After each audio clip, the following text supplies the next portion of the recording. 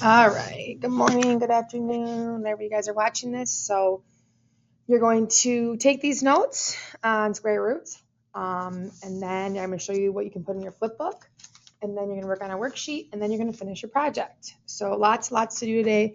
Again, sorry I'm gone. Just make sure you're using your time wisely, okay, you guys? So we talked about this whole unit is solving quadratics, and there's 5 different ways to solve them. We did graphing on Monday, and today we're going to do solve by square roots. I think you're going to like a lot better than graphing because it is way less work, okay? So in order, this is special though, in order to solve using the square root method, you can only see x one time. So there's only one variable. Like there's not x squared plus 4x. There's just an x squared and the x is gone, okay? It's like solving equations. It's pretty much all we're doing here. So we get the squared part of the equation alone, take the square root of both sides. The kicker here is there's going to be a plus and minus because when we take the square root of something, like the square root of 4 is 2 because 2 times 2 is 4, but the square root of 4 is also negative 2 because negative 2 times negative 2 is 4. So this is where it gets a little tricky. So let's do the first one first. So we're solving equations we need to solve for x. Again, there's only one x here. I mean, yes, it's x squared, but there's just one. So what we're going to do is solve for x. We're going to add 75 to both sides. So this cancels, bring down what I have left. 3x squared equals 75. Now, if I'm going to solve this, this is multiplication. I undo multiplication with division. So I divide both sides by 3. So I have x squared equals 25.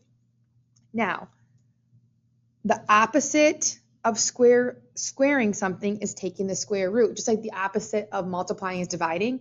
The opposite of a square root is the opposite of squaring something is taking the square root. So we're going to take the square root of both sides. These cancel, so I'm left with x equals. Now, the square root of 25 is 5, but it can also be negative 5 because negative 5 times negative 5 is positive 25 because when you multiply two negatives, you get a positive. So this is plus or minus. That's how we represent this. 5. That means positive 5 and negative 5. That's what that plus or minus means. So my answer is plus or minus 5. All right, let's go to the next one. Draw your line down the middle. We need to get n by itself. So adding 12, the opposite of adding 12 is subtracting 12. So 3n squared equals 0 minus 12 is negative 12, so be careful with that. This is multiplication. I undo multiplication with division, so divide both sides by 3. These cancel, so I have n squared equals negative 4. Square root of both sides. We learned this in 8th grade, I know. When you put square root of negative 4 in your calculator, you should get an error. You cannot take the square root of a negative number because a negative times a negative is a positive. Like Mrs. Salem, I can just do a negative times a positive. Well, that's not the square root. The definition of a square root is a number times itself. So in Algebra 2, you're going to be able to do this because there's imaginary numbers. But if you're taking the square root of a negative now, the answer is not possible. Can't do it. So you actually have no solutions. Just like when we graphed it and didn't touch the x-axis, there was no solutions. If there's a negative square root, there's going to be no solutions. Okay, let's look at 3. All right, how are we going to solve this mess? So we are going to, this is a negative 98, so we're going to add 98 to both sides. So I have 2 parentheses x plus 3 squared equals 98. Now I know this is multiplication, so I'm going to divide by 2. So I still have x plus 3 squared equals 49. Well, these are in parentheses, so this is done last. So I have to take the square root. So the square and the square root cancel. So I have x plus 3. Now I have 49. The square root of 49. Well, the square root of 49 is plus or minus 7. But I have more numbers up here, so this is where it gets a little tricky. I have to write x plus 3 equals 7 and x plus 3 equals negative 7. Over here, I didn't have to because x was by itself.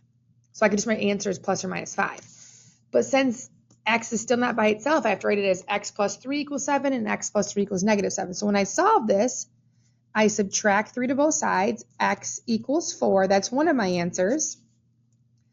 Minus 3 to both sides. X equals negative 10. So my two solutions are x equals negative 10 and x equals 4. So I have 2 there.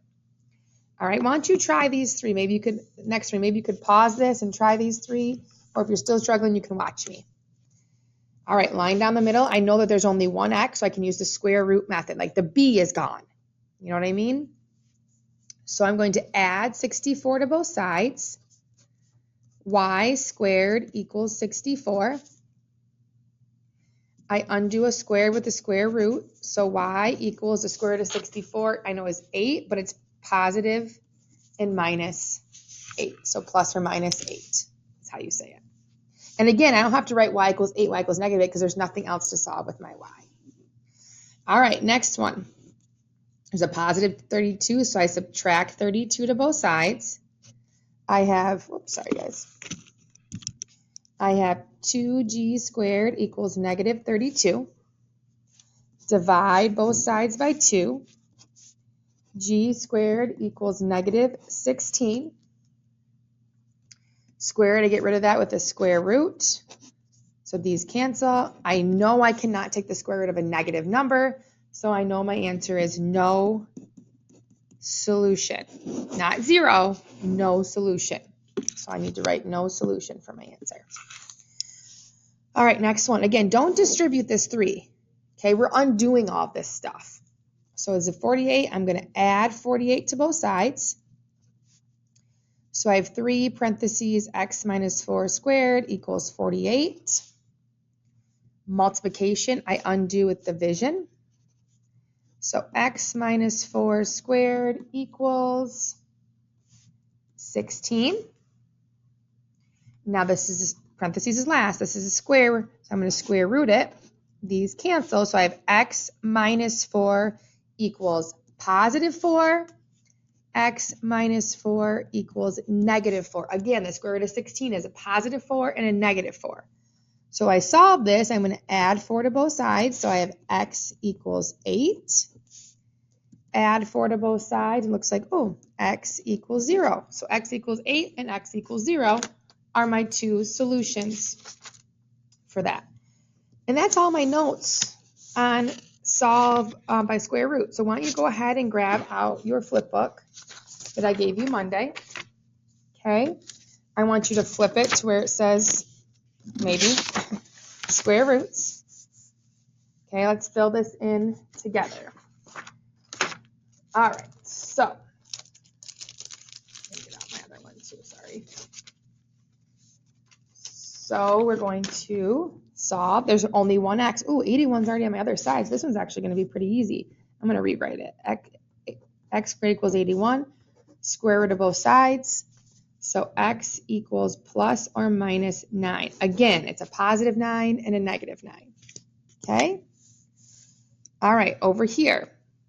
I'm just going to rewrite it. I don't like doing it for the problem. 6x squared equals 384.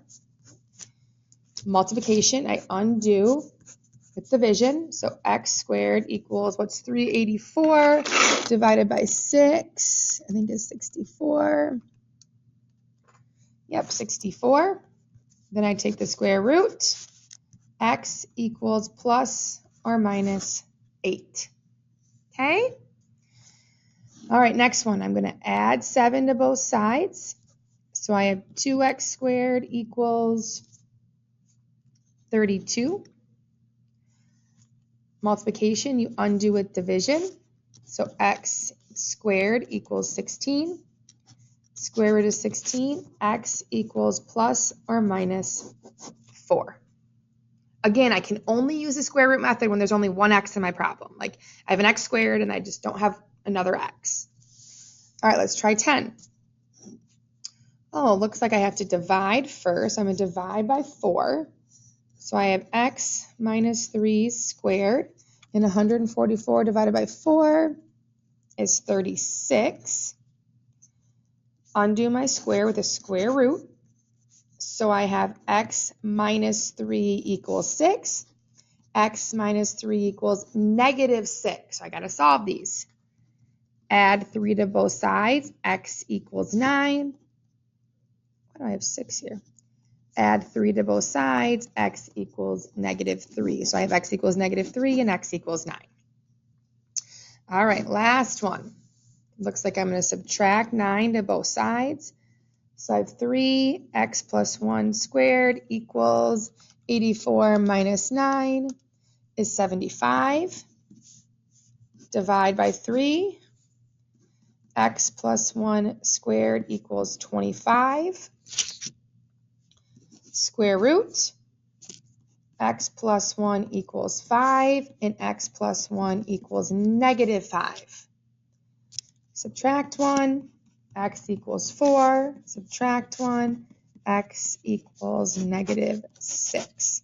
So again, I think you're going to like this one way more than when we solved by graphing.